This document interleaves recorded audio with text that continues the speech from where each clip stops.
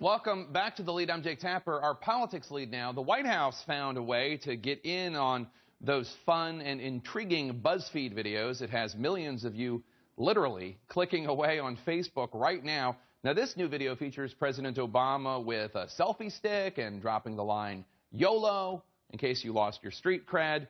That's short for You Only Live Once. Take a look.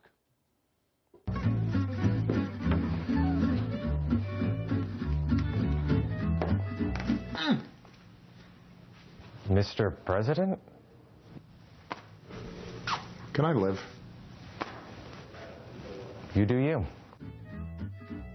These are hip references that I don't necessarily get, but there is a bigger reason for this silly video. The White House is looking for creative ways to promote the Affordable Health Care Act, also known as Obamacare, and the sign-up deadline is this Sunday. The president mentions that in between selfie stick action moments in that video. Let's bring in Barbara Lippert, editor-at-large at Media Post. I also have with me Ben LeBolt, who was press secretary for Obama's 2012 presidential campaign. And what was your title in 2008 campaign? Deputy press secretary. Deputy press secretary. So congratulations on the promotion. So, Barbara, let me start with you. What do you make of this? There's a lot of snark out there that this is demeaning of the presidency. What's your take?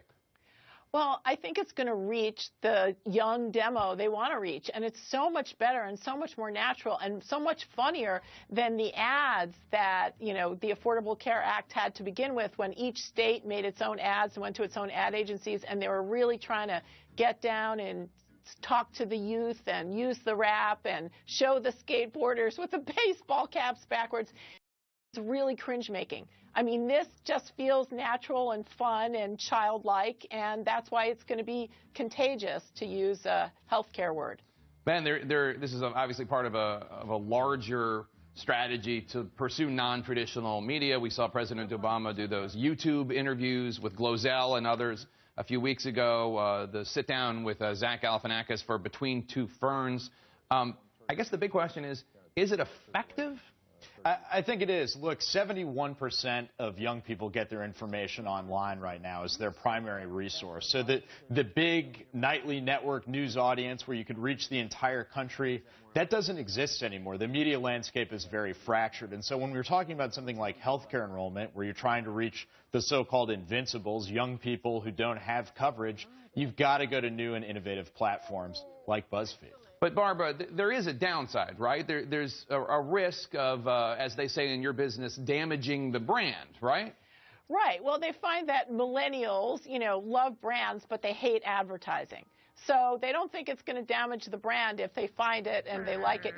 Everybody takes selfies. It's great to see him posing like a little kid. It's amazing to see that the White House also has dirty mirrors like the rest of us. Filthy. And it's an inside look that, everybody likes. No one wants to look away. And it's not as, I think it's got more credibility for millennials than your average TV commercial, which seems very sort of forced and dated. And it's being seen by more people than we'll see a commercial. This video already has more than 6 million hits. But, Ben, people are not walking away from this thinking, oh, I need to sign up for health insurance. The enrollment is Sunday. They're walking away from this thinking, isn't that funny? The president's saying, can I live? The president has a selfie stick. Isn't there fear that when you do something like this, you're not really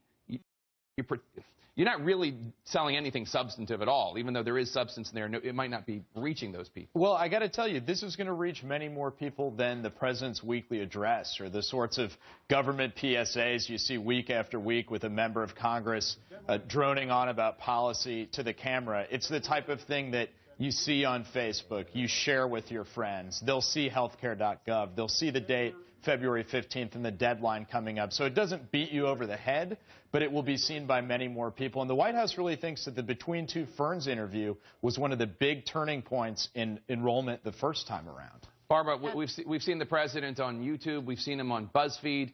What's next?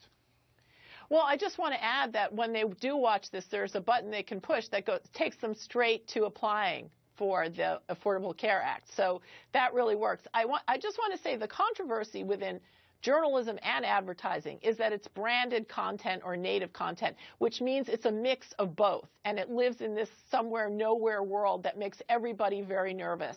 But it's the stuff of the future. I think he'll be doing more of this because it works. And I think any president in the past would have had to embrace it. It's just that it didn't exist when they were in office. Ben, are Republicans going to be able to do this? Are they going to have to do this? I think they are. I think you're seeing the Republican 2016 candidates look to places like Silicon Valley to hire digital teams. You not only need a media relations department on the next presidential campaign, you need your own production studio, producing content about the candidate that can be shared on social networks. Ben LeBolt, Barbara Lippert, thank you so much. Appreciate it. We'll do selfies during the commercial break. Coming up